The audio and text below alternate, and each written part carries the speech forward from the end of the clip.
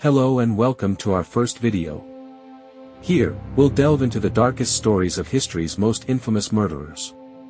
Today, we're starting with the chilling tale of Andrei Chikatilo, the Rostov Ripper.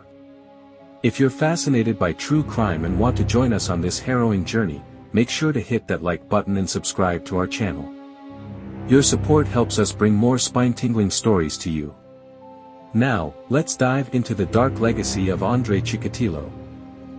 Andrei Romanovich Chikatilo was born on October 16, 1936, in the small Ukrainian village of Yablokny. His early years were marked by hardship and tragedy, growing up during the brutal Stalinist regime. The Holodomor, a man-made famine, ravaged Ukraine, leaving millions dead. Chikatilo's family suffered greatly, and the trauma of hunger and deprivation left an indelible mark on his psyche. His childhood was further marred by stories of cannibalism that were rampant during the famine. Chikatilo's mother often warned him about being taken and eaten by their starving neighbors. Adding to the psychological scars was the disappearance of his older brother, Stepan, who was allegedly kidnapped and cannibalized by desperate neighbors. These gruesome tales and the harsh realities of his environment began to shape a disturbed mind. Physically, Chikatilo was a frail and timid boy, often bullied by his peers.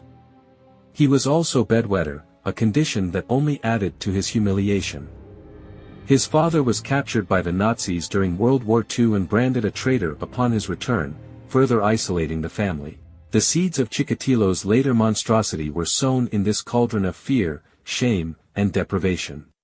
Chikatilo's adolescent years were no less troubled. He was shy, introverted, and academically inclined, but he struggled with sexual dysfunction, which led to immense frustration and humiliation. His early attempts at relationships were disastrous, and he found himself increasingly alienated.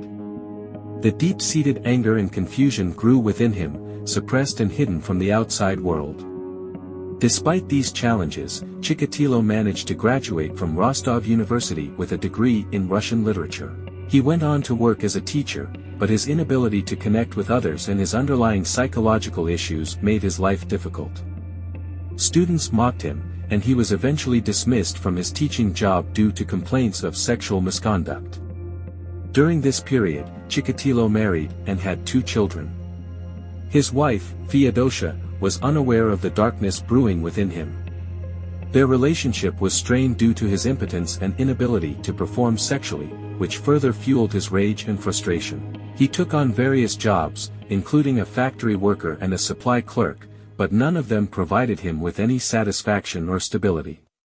In 1978, the suppressed darkness within Chikatilo finally erupted. His first known victim was a 9-year-old girl named Yelena Zakotnova. Chikatilo lured her to an abandoned shed with promises of candy. Once there, he attacked her, unleashing years of pent-up rage and frustration. The brutal nature of the crime shocked the local community, but the police failed to connect Chikatilo to the murder.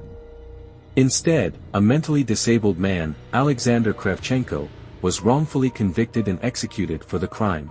For the next 12 years, Chikatilo embarked on a killing spree that would claim the lives of at least 52 victims. His modus operandi was chillingly consistent. He preyed on young children, adolescents, and women, luring them with promises of money, food, or companionship. He would lead them to isolated locations where he would unleash his sadistic fantasies. His attacks were characterized by extreme violence, including stabbing, mutilation, and even cannibalism. Chikatilo's victims were often the most vulnerable in society. He targeted runaways, prostitutes, and children who were easily lured by his deceptive kindness. Once alone with his victims, he would bind and gag them before mutilating their bodies with a knife. He derived sexual pleasure from the act of stabbing and mutilation, compensating for his impotence with acts of extreme violence. Many of his victims were found with their eyes gouged out, a detail that baffled investigators and added a layer of horror to his crimes. The Soviet authorities were initially slow to realize the scale and nature of the threat posed by Chikatilo. The investigation was hampered by bureaucratic inefficiency, a lack of modern forensic techniques, and the authorities' reluctance to acknowledge the existence of a serial killer within the Soviet Union. The notion of a serial killer was seen as a Western phenomenon, incompatible with the ideals of Soviet society. However, the increasing number of bodies and the similarities between the murders eventually forced the authorities to take action. In 1984, a special task force was established, led by Detective Viktor Burakov. Burakov's team painstakingly gathered evidence, mapped out the locations of the murders, and began to see a pattern. Despite their efforts, Chikatilo remained elusive, often changing his methods and carefully covering his tracks. The pressure on the police was immense, with public fear and outrage growing with each new discovery. Innocent people were detained and interrogated, and the police force was criticized for its inability to capture the killer. Chikatilo's meticulous nature and his ability to blend into society made him a formidable adversary for the investigators. Chikatilo's downfall began in 1990 when he was arrested for suspicious behavior near a train station. Although the police initially lacked concrete evidence, they managed to keep him under surveillance. During this time, forensic advancements and diligent detective work began to piece together the evidence linking Chikatilo to the murders. In November 1990, Chikatilo was finally arrested. The evidence against him included blood and semen samples, witness testimonies, and a psychological profile that matched the characteristics of the killer. Under intense interrogation, Chikatilo initially denied the accusations but eventually confessed to 56 murders, detailing his gruesome acts with disturbing calmness. His confessions were chilling in their detail. He described how he would gain his victims' trust, the thrill he felt during the hunt, and the intense pleasure he derived from their suffering. He spoke of hearing voices that commanded him to kill and claimed that he was driven by an uncontrollable urge. His calm demeanor and lack of remorse stunned the investigators, revealing a mind completely devoid of empathy and consumed by darkness. The trial of Andrei Chikatilo began in April 1992 and captivated the nation. The court proceedings were marked by chaos, with Chikatilo often behaving erratically, yelling, and stripping naked. He claimed to hear voices and insisted that he was driven by an uncontrollable urge to kill. Despite his attempts to plead insanity, he was found guilty of 52 murders and sentenced to death. During the trial, the families of the victims were present, seeking justice and closure for their lost loved ones. The gruesome details of Chikatilo's crimes were laid bare, and the sheer scale of his brutality left the courtroom in shock. Psychiatrists and forensic experts testified about his psychopathy, explaining how his sadistic tendencies and lack of remorse made him one of the most dangerous individuals they had ever encountered.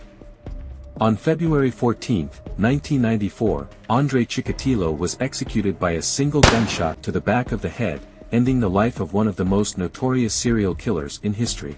His reign of terror had left a deep scar on the collective consciousness of the Soviet Union and the world.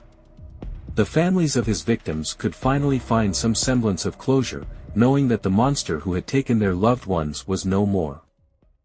The legacy of Andrei Chikatilo is a stark reminder of the darkness that can lurk within the human soul.